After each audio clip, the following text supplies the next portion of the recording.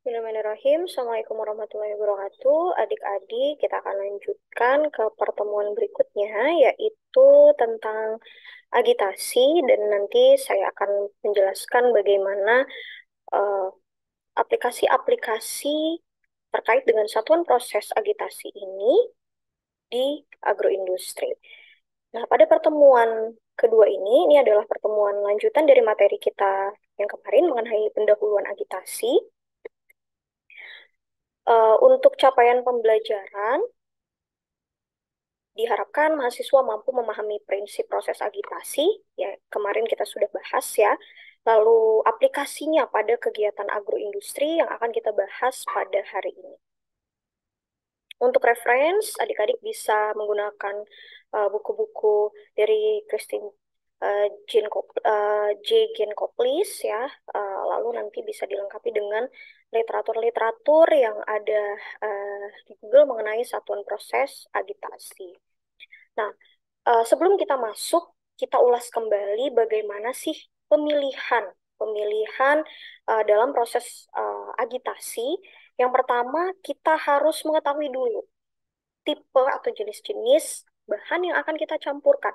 Apakah bahan-bahan tersebut adalah padat dengan cair, ataukah terdispersi liquid ke gases. Namun umumnya pada agroindustri itu adalah bahan cair-cair dan bahan padat ke cair yang akan dicampurkan. Nah, di sini eh, kita juga harus memperhitungkan bagaimana sih kapasitas vessel atau kapasitas tanknya.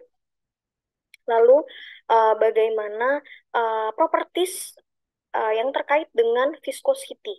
Oke, properties yang terkait dengan viskositas. Ini kan kemarin sudah dijelaskan ya bahwa ada yang viskositasnya rendah, ada yang viskositasnya tinggi, bahan-bahan yang kemudian nanti akan menjadi penentu. Kita akan menggunakan agitator ya, pengaduk yang seperti apa. Nah, dan di sini kita uh, setiap karakteristik bahan itu memungkinkan menggunakan tipe agitator yang berbeda-beda pula. Itu sehingga memang harus memahami uh, karakteristik dari bahan yang mau kita campurkan, lalu bagaimana viskositasnya, lalu penentuan dari uh, kapasitas tangkinya sebelum kita melakukan processing dengan sistem agitasi. Baik, saya lanjutkan. Nah, ini kemarin sebenarnya sudah dibahas juga ya, berdasarkan tipe-tipe agitator, itu nanti akan menghasilkan pola aliran yang berbeda-beda. Nah, uh, apakah itu nanti alirannya radial, apakah itu nanti alirannya tangensial, dan seterusnya. Ini akan eh, berbeda-beda tergantung dari bentuk atau jenis si agitatornya, pengaduknya, atau impeller yang digunakan, dan eh, juga bergantung dari berapa jumlah bilahnya. Seperti itu. Nah, tiga komponen aliran ini ada yang pertama adalah radial. Radial ini dia lebih ke tegak lurus dengan poros. Lalu longitudinal atau aksial ini paralel atau sejajar dengan poros. Lalu ada tangensial atau rotasional pada arah singgung terhadap lintasan lingkar di sekeliling poros. Lalu kita juga bisa mengetahui bahwa dalam posisi poros vertikal, komponen radial dan tangensial berada pada satu bidang horizontal, sedangkan komponen longitudinal adalah vertikal. Lalu komponen radial dan longitudinal sangat aktif dalam memberikan aliran yang diperlukan untuk melakukan pencampuran. Jadi eh, memang dari aliran tersebut nanti akan menentukan bagaimana proses pengadukan terjadi dan bagaimana pencampuran yang dihasilkan. Terjadinya arus lingkar atau arus putar dapat dicegah dengan salah satu cara berikut, yaitu pergeseran posisi poros pengaduk, pemasangan poros pada sisi tangki, dan pemasangan baffle.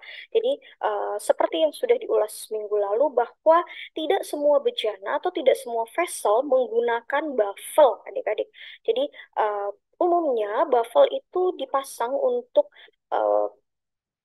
komponen-komponen yang eh, kita harapkan tidak terjadinya vortex ya, dalam artian di sini biasanya digunakan pada bahan yang viskositasnya cenderung rendah dengan kecepatan putar yang tinggi, umumnya dilengkapi dengan baffle pada vessel atau bejana sistem agitatornya. Lalu di sini ini tadi yang eh, pola alirannya, ini pola aliran yang dihasilkan oleh agitator jenis propeller.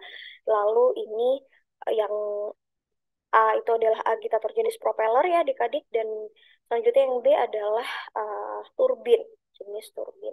Nah ini kemarin kita sudah bahas ya, tipe-tipe ada tipe propeller, tipe turbin, tipe pedal, sampai ke helical ribbon dan screwing. Oke, kita lanjutkan lagi ini mengenai mesin agitator. Dah sudah saya contohkan ya, adik-adik bisa lihat di slide bahwa di sini adalah mesin agitator yang umumnya digunakan untuk cairan ya, aplikasinya ke liquid with suspended solid. Bisa eh, cairan yang ada padatan tersuspensinya. Lalu umumnya apa sih? Ini ternyata di sini ini adalah mesin yang digunakan untuk mengaduk bahan-bahan yang cenderung viskositasnya tinggi, cenderung adesif, cenderung lengket. Kita bisa lihat di sini bisa kosmetik, sampo, sabun dan lain-lainnya. Kebetulan kapasitasnya ini adalah 1000 liter dengan kecepatan rentang apa namanya, kecepatan putarnya adalah 18 sampai 3500 RPM, adik-adik. Dan di sini kita bisa lihat ya, eh, bagaimana bentuknya ya, ternyata eh, dilengkapi dengan beberapa partisi ya di sini, seperti ada pemanasnya, lalu ada sistem pasteurizingnya atau pasteurisasinya seperti itu. Nah, jadi di sini kita bisa lihat bahwa eh, ini adalah salah satu mesin agitator yang diaplikasikan untuk bahan-bahan yang mencampurkan liquid dan solid ya. Solidnya di sini adalah suspended solid. Saya lanjutkan lagi, kita lihat. Nah, ternyata di sini ada juga uh, mesin uh, pengaduk yang bentuk apa namanya, bentuk propeller, sorry, bentuk impellernya atau bentuk agitatornya ini seperti spinner ya adik-adik, seperti apa kalau kita lihat ini uh, ternyata seperti helix, bisa dikatakan seperti helix. Dan kalau ini kita bisa lihat ternyata ini diaplikasikan untuk cat. Berarti lebih lengket lagi, lebih adesif lagi dari sekedar kosmetik ataupun sabun ya. Jadi ini kita bisa lihat kebetulan ini mesinnya bisa kita katakan ini bukan skala industri besar ya. Jadi ini dengan harga segini kita ternyata bisa mendapatkan spesifikasi mesin yang tertera, dengan adik-adik bisa lihat ini bisa digunakan untuk uh, mengaduk uh, cat ya, umumnya seperti ini, standing mixer untuk cat. Nah, terkait dengan penggunaan agitator ini, adik-adik, pada riset kami juga melakukan salah satu penelitian terkait dengan sistem pengadukan di mesin pemasak semi otomatis brown sugar. Ini kebetulan memang yang kami rancang adalah mesin pemasak ya. Mesin pemasaknya kalau dikatakan otomatis tidak, belum semi otomatis. Jadi kami mengkombinasikan antara tenaga manusia dengan uh, otomatisasi mesin, di mana ini didanai oleh LPPM Universitas Lampung melalui skim BLU Universitas Lampung pada rentang tahun 2019 sampai 2022. Jadi memang cukup panjang karena kami memulainya dari rancang bangun mesin. Nah, sebenarnya penelitian ini berdasarkan problem nih adik-adik di masyarakat. Jadi kalau kita mau membuat gula semut, jadi mungkin adik-adik sudah mempelajari di mata kuliah teknologi gula ya, ada salah satu produk yaitu gula semut di mana terbuat dari nira dan eh, berbeda dengan gula cetak ya. Kalau gula cetak yang adik-adik lihat gula merah yang seperti beredar di pasaran itu kan bentuknya tercetak apa namanya seperti silinder-silinder. Nah ini gula semut atau brown sugar itu seperti warnanya seperti itu, seperti gula cetak, seperti gula merah, tetapi teksturnya halus seperti pasir, gitu adik-adik. Nah, di sini traditional proses atau proses yang dilakukan oleh pengrajin-pengrajin dari gula semut, setelah dia melakukan pengadukan, nah nih adik-adik bisa lihat pengadukannya masih menggunakan cara tradisional atau cara manual diaduk menggunakan tangan. Dan di sini kalau adik-adik lihat ya di pinggiran wajan, rentan sekali terjadi reaksi karamelisasi atau kalau kita bisa sederhanakan bahasanya adalah seperti berkerak ya, gosong di pinggiran wajannya pada saat proses pengadukan. Hal ini terjadi karena memang adik-adik tenaga manusia itu tidak sama ya dan meskipun dilakukan oleh orang yang sama itu tidak bisa konsisten dalam proses pemasakan.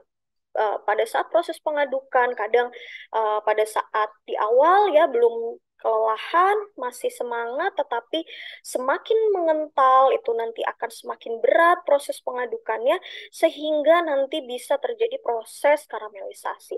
Nah, di sini alat yang kami uh, rancang ya, ini adalah untuk proses agitasi atau pengadukannya. Dan kalau adik-adik lihat, setelah ini teraduk, mereka juga melanjutkan membentuk kristal-kristal yang tadi saya sampaikan adalah butiran seperti pasir tadi, menggunakan tempurung atau batok kelapa. Dan ini memang masih sangat manual dan ini menjadi problem. Diharapkan rancangan yang kami buat itu bisa menjadi solusi atau setidaknya membantu permasalahan yang ada di lapang atau yang ada di masyarakat. Nah, konsep yang mau kami buat seperti penggerus ini ya, kalau adik-adik lihat ya. Jadi kami membuat dua kali rancangan. Yang pertama rancangan yang pertama lalu dimodifikasi. Pada saat rancangan yang pertama kami membuat, nah seperti ini pada tahun 2019 blade of agitatornya atau impellernya ya hanya dua bilah adik-adik dan itu berbahan stainless yang pertama dan yang satunya adalah kayu. Mengapa? Karena kami melihat uh, bagaimana pada umumnya mereka mengaduk menggunakan sodek kayu seperti itu. Nah, tetapi kami melengkapi dengan stainless bertujuan untuk membantu pengerukan khususnya pada saat brown sugarnya ini sudah melewati fase pemasakan sehingga nanti akan semakin kental dan akan semakin sulit diaduk. Nah, diharapkan dengan adanya dua bahan maka proses dari pengadukannya itu lebih optimal. Namun ternyata adik-adik hasilnya masih belum sesuai dengan harapan. Nah, sehingga pada tahun berikutnya, pada tahun 2021 dan 2022 kami memodifikasi.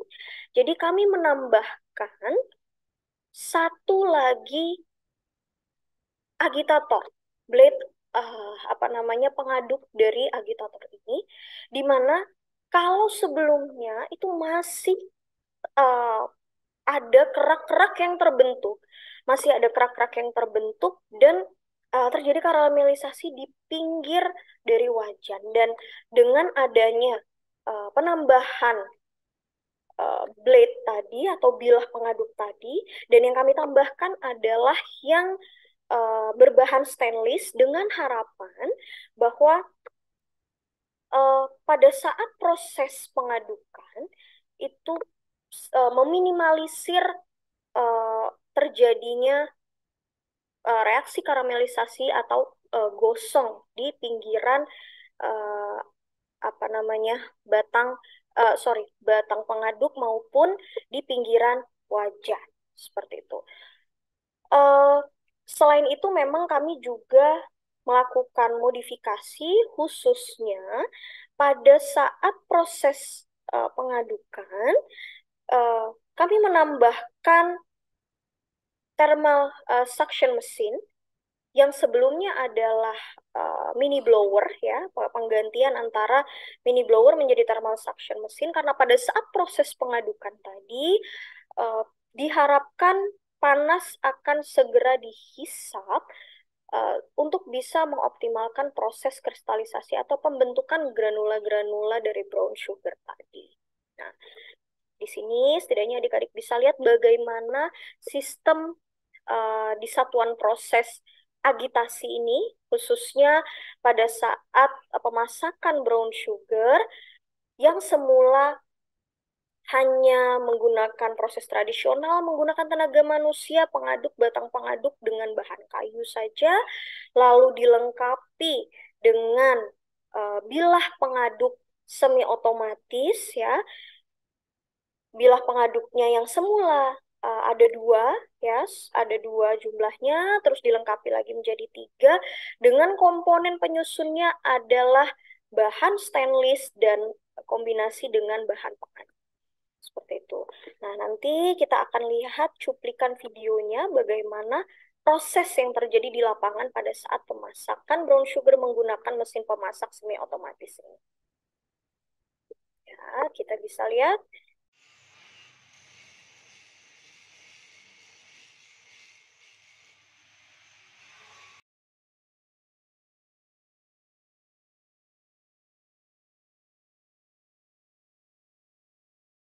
Berdasarkan video tadi, kita sudah eh, bisa lihat ya adik-adik bahwa memang yang terjadi di lapang itu tidak ideal dalam artian tetap kita masih membutuhkan tenaga manusia tetapi tidak sesulit pada saat kita menggunakan wajan atau teknologi yang tradisional atau cara yang tradisional atau manual dengan adanya uh, mesin semi otomatis ini, mesin pemasak semi otomatis ini diharapkan kita sudah menyelesaikan permasalahan atau membantu mengurangi permasalahan khususnya pada saat proses pengadukan karena memang proses pemasakan khususnya pengadukan ini merupakan proses yang uh, penting, sangat penting dan juga titik kritis ya karena memang uh,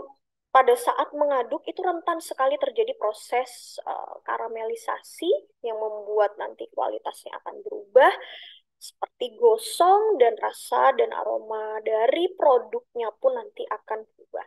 Nah, jadi di sini harapannya dengan mesin yang digunakan itu bisa membantu khususnya pada saat proses pemasakan dan dilanjutkan dengan kristalisasi sehingga terbentuklah granula-granula atau serbuk-serbuk brown sugar yang diinginkan. Oke, saya rasa cukup untuk pertemuan pada hari ini. Mudah-mudahan adik-adik bisa melihat bagaimana aplikasi dari eh, sistem agitasi, satuan proses agitasi yang ada di agroindustri. Baik, terima kasih. Saya akhiri. Assalamualaikum warahmatullahi wabarakatuh.